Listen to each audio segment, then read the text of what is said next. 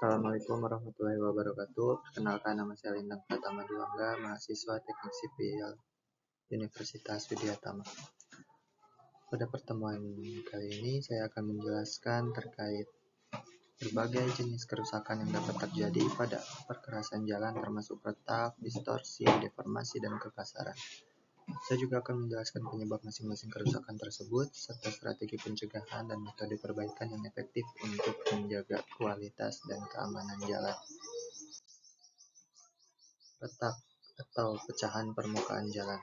Retak adalah kerusakan umum pada permukaan jalan yang dapat disebabkan oleh beban lalu lintas, perubahan cuaca ekstrim, dan kesalahan selama proses konstruksi. Memahami jenis-jenis retak sangat penting untuk penanganan yang tepat. Ada beberapa jenis retak yang akan saya bahas. Ada 3. Yang pertama yaitu retak buaya atau alligator cracks. Pola retak menyerupai kulit buaya, seringkali menunjukkan kelemahan struktural pada lapisan jalan bawah.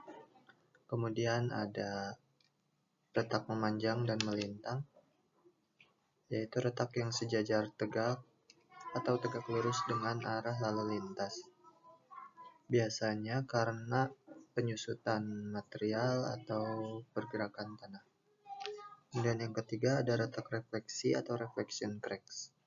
Terjadi ketika retakan dari lapisan bawah merambat dan muncul di permukaan atas perkerasan. Pencegahan dan perbaikan retak.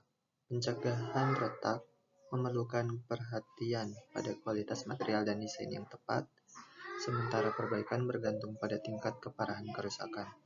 Pendekatan yang benar dapat memperpanjang umur jalan. Untuk pencegahan, yang pertama yaitu menggunakan material berkualitas tinggi, desain perkerasan yang sesuai dengan beban lalu lintas, dan pemadatan lapisan jalan yang optimal selama konstruksi. Untuk perbaikan, retak kecil menggunakan sealant atau tambalan aspal, dan untuk retak besar memerlukan overlay atau rekonstruksi lapisan jalan. Kerusakan jalan yang kedua yaitu distorsi atau perubahan bentuk permukaan. Distorsi adalah perubahan bentuk pada permukaan jalan yang disebabkan oleh pergerakan tanah, ekspansi termal, atau kelebihan beban lalu lintas. Kerusakan ini dapat mengganggu kenyamanan berkendara dan keamanan. Gelembung atau blow up, perubahan bentuk akibat ekspansi material jalan karena suhu tinggi menyebabkan permukaan jalan terangkat atau menggembung.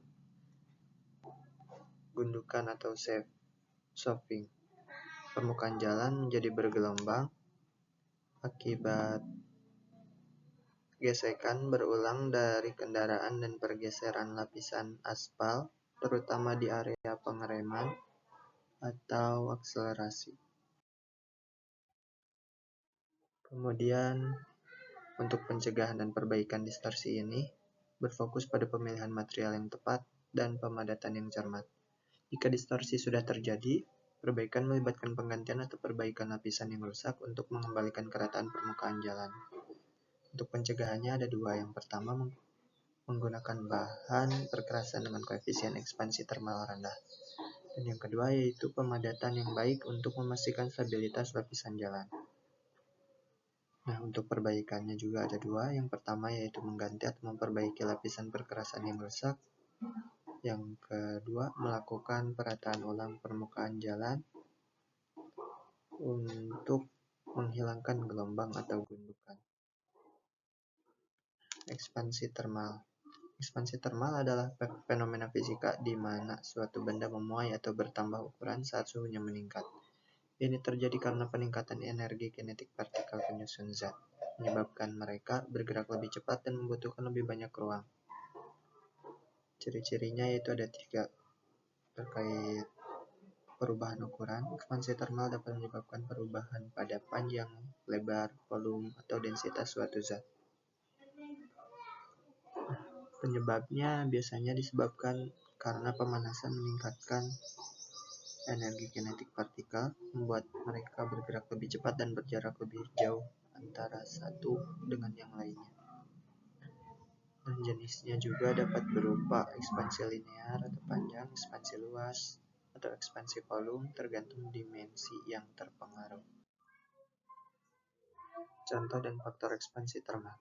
ekspansi termal memiliki dampak signifikan dalam berbagai aplikasi, teknik, dan fenomena alam.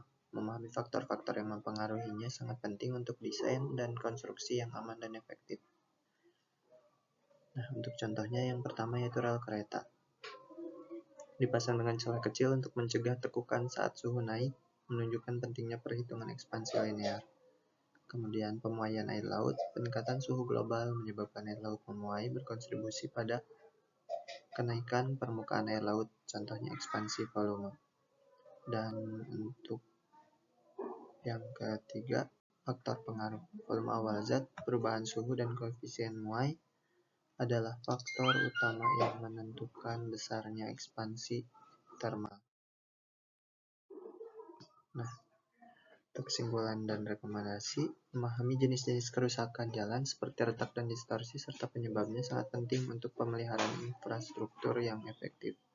Dengan menerapkan strategi pencegahan yang tepat dan metode perbaikan yang sesuai, kita dapat memastikan jalan tetap aman dan fungsional untuk jangka waktu yang lebih lama.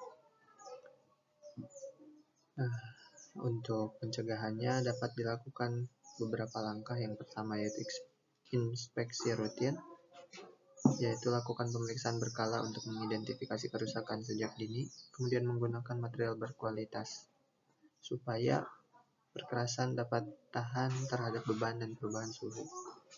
Kemudian desain yang optimal, rancang perkerasan jalan sesuai dengan kondisi lingkungan volume lalu lintas. Dan yang terakhir yaitu perbaikan cepat, segera tangani kerusakan kecil untuk mencegah eskalasi menjadi lebih besar. Itu saja yang dapat saya sampaikan pada pertemuan kali ini. Mohon maaf apabila ada kesalahan. Billahi taufiq wal hidayah. Wassalamualaikum warahmatullahi wabarakatuh.